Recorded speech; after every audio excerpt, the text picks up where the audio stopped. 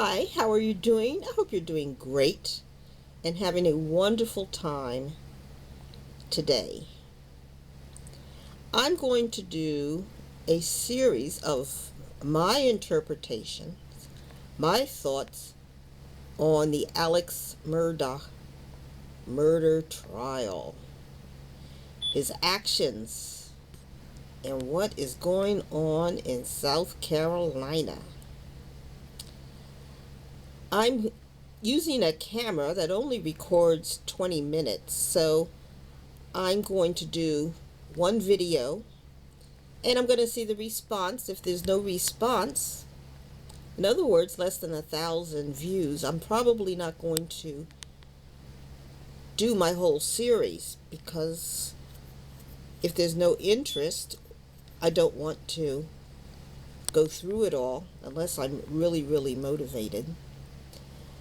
So I'm going to do this video, which will last about 20 minutes, and then if it gets a good response, I will do some other chapters of my interpretations of this murder.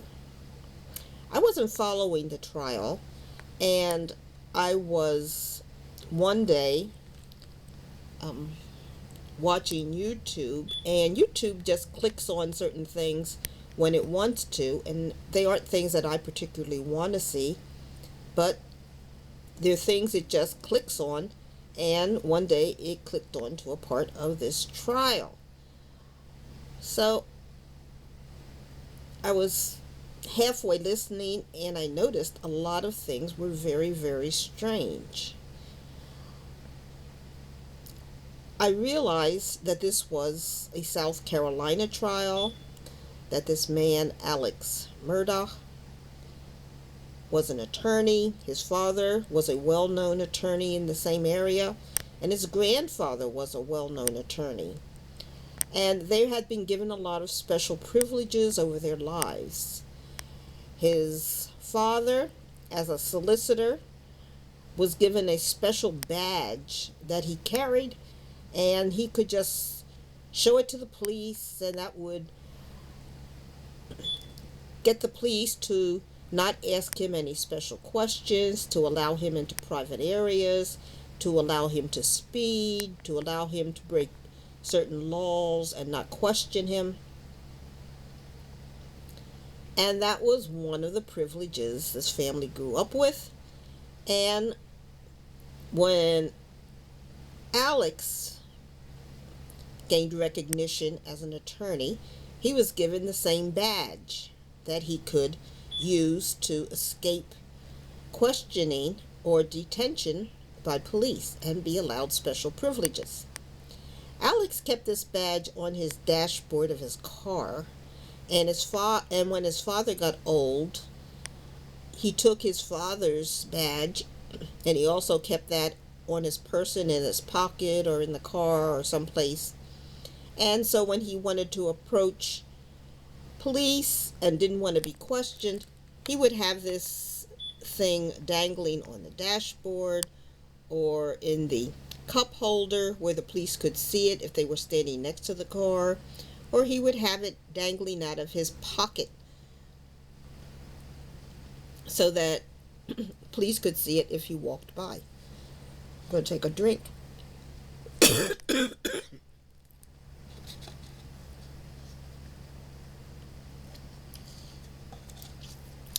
He admits during this trial he was addicted to opioids. That's the only drug he claims.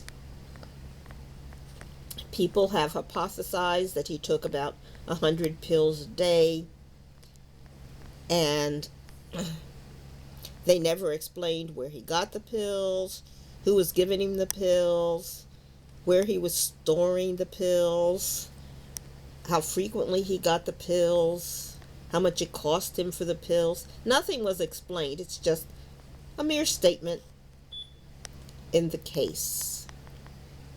And that was, of course, one of the things that made me say, this is crazy. There was no discussion of alcohol use, sexual addiction, or anything else. In fact, they avoided talking about sex totally, except even when they talked about his wife, who he is alleged to have murdered, and his son, Paul, who he calls Paul. Um, you know, they are always talked about as a great, wonderful person, great to the community. Everybody loved them. Wonderful people. Um, on and on. Well, what makes these people so wonderful? I haven't yet seen it. I haven't understood it, except that they have money. And you having money doesn't mean anything to people around you unless you're giving them money. So, what was going on here? So, naturally, my mind goes to some sort of drug runner, drug dealer, um, selling drugs to the community. He was known to have a lot of activities. He never missed a game. He loved to be with his kids. His kids were 20s, in the 20s. He never missed a game. So why was he at every game? Was he selling drugs? Was he meeting drug dealers? What's going on here? None of these questions are answered. But these are the kinds of things they talk about. And they talk about his work as an attorney. He's supposed to be a great attorney, got a lot of money for people and so forth who were in accidents. He was a civil attorney. He did not do criminal defense. So if you're in an accident and got hit or something, that's the kind of law he did. They also talk about some boat crash. I don't know anything about it, but his son, Paul, who he calls Paul, I guess was driving the boat and some girl got killed, and there was a big hullabaloo around the town about this, and he was sued for a lot of money. I'm not sure if the case was settled or what's going on with that case, but that also seems to play a whole bunch into this murder case where he is accused of killing his wife and his young son out by the kennel. So there are lots of aspects to this case that are very, very interesting, and the whole case was handled by local police. And as you see the revelations in this case, these people were, as I said, they had this badge that got them on the inside of the police department. Although they were only civil attorneys, why did they have such an inside lead to the police department? And so they're being investigated by people who kind of are afraid of this family because this family has such a reputation and a lot of money. This family owns a lot of land. Now I'm talking about just Alex's family. He recently bought 2,000 acres of land, which his surviving son describes as half of it is swampland. Now, why would somebody buy 2,000 acres of land with a large portion of it being swampland? And on this land, they also have a kennel, and they also have a hanging shed. Now, I assume that's where they hang up meat after they kill animals. And then they have a skinning shed where they skin animals that they kill. And on the grounds, they're killing birds and pigs and ducks and anything that moves, basically. And they describe the place as being full of guns. In the house, they have tons of guns and rifles. And they say they leave guns everywhere. There will be guns in the car. There'll be guns in the golf cart. There'll be guns in the sheds. There'll be guns in the... well, they also kill deer. So they have those little tents that they use to hide in when their deer are approaching. So there'll be guns left out there even after they've finished killing deer. And so this place is just awash with guns, which shows really why, there need to be laws on guns. This family is just ridiculous. And as I go through this story, you'll see how these people were leaving guns everywhere. Everywhere. No safety precautions. Don't even know where they left the guns. And so forth. So, as I picked up the story, they were describing what happened on the night of the murders. And it seems that Alex had requested that his wife and son come to the house on, I believe it's June 7th, the night of the murders. The wife didn't want to come. She was enjoying herself in another city. The son didn't want to come. But because Alex had demanded that they come, they both showed up. And that was the night they were both killed in these mystery murders. By the way, Alex, his name is Alex, but he likes to be called Alec, A-L-E-C. And so he uses a lot of aliases, and I assume that's for covering up some of his illegal activities. He can be disguised as this name or that name. It's also interesting that his name is Murdaugh, and it's almost like murder, Murdaugh. So sometimes the name kind of gives away something about the person. Murdaugh, that's an unusual name, and it's unusual he would be involved with so many people losing their lives. So they come, they eat dinner, they go quite a ways away from the house to the kennels. The wife never likes to go to the kennel at night. She will only go out during the day, but here she is at night out by the kennel because Alex is out there and the young son is out there. Alex says he's sweaty. He goes into the house, he changes, takes a shower, comes back out.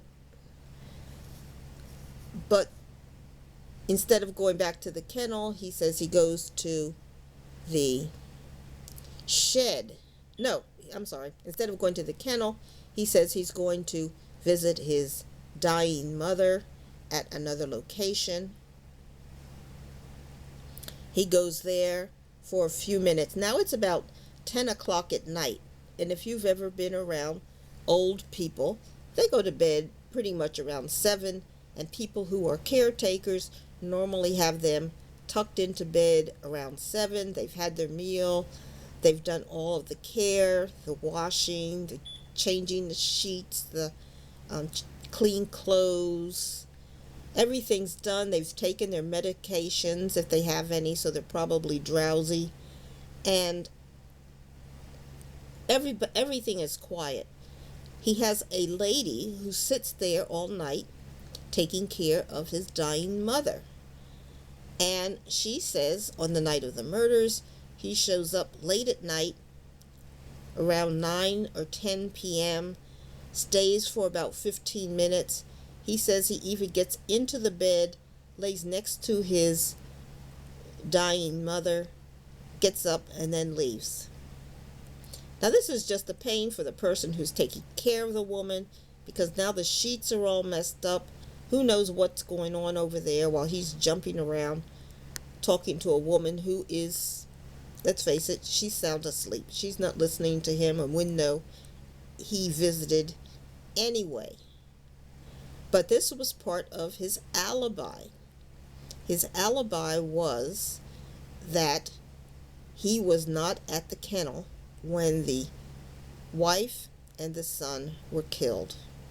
He was going to see his dying mother, who was miles down the road.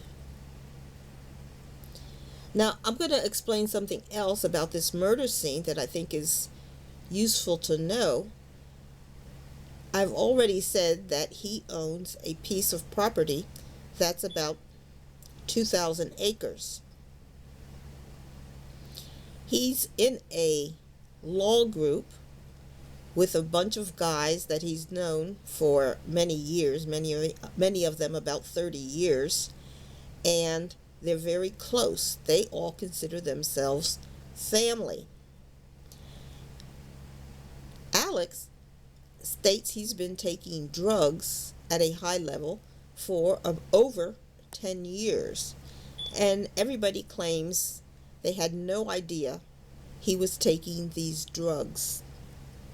The person who is in charge of the firm as the chief financial officer says she trusted Alex and she never knew he was stealing money from the clients.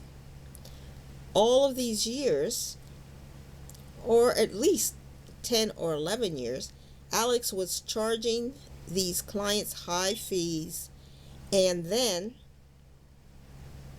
stealing some of the money that they were supposed to get by winning their civil lawsuits.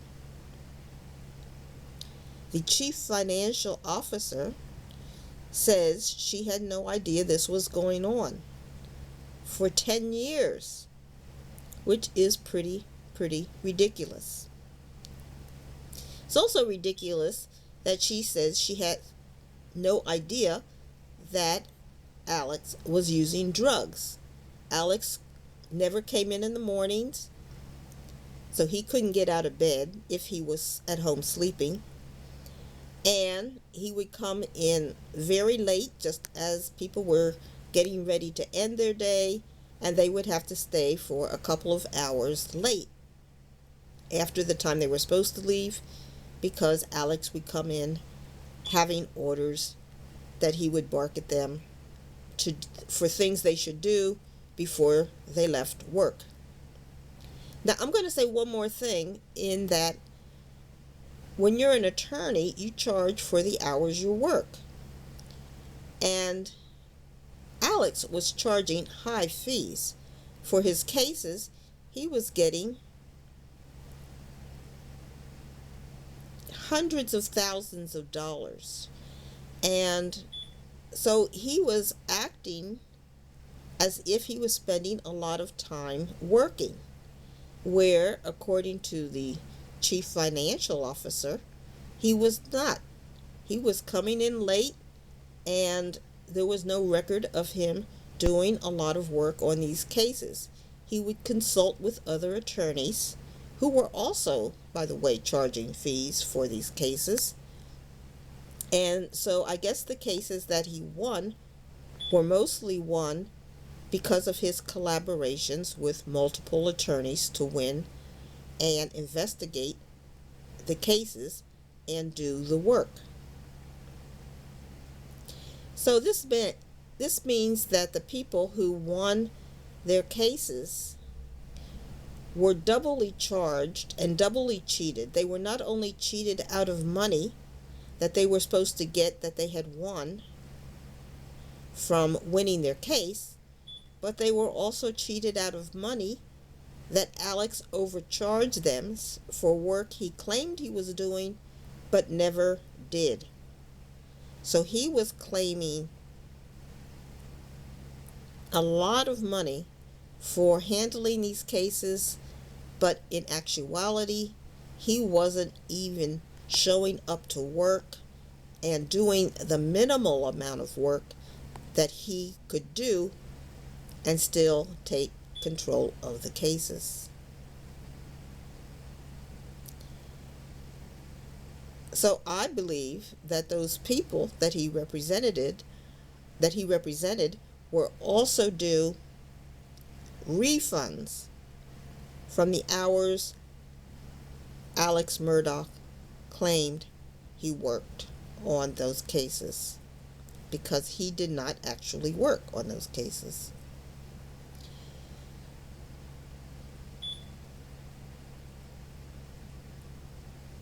Also, one of the people that he collaborated with came in. He was an attorney who had a private practice and who needed help on bigger cases. So he would go to the firm that Alex was with, and they would help him out with motions and all kinds of things that he needed in order to properly do his cases. Excuse me a minute.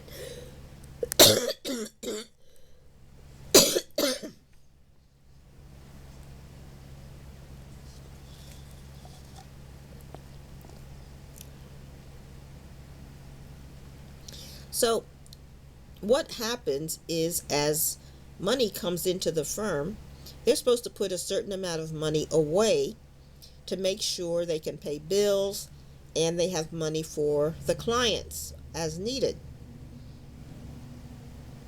This one attorney says about one time Alex borrowed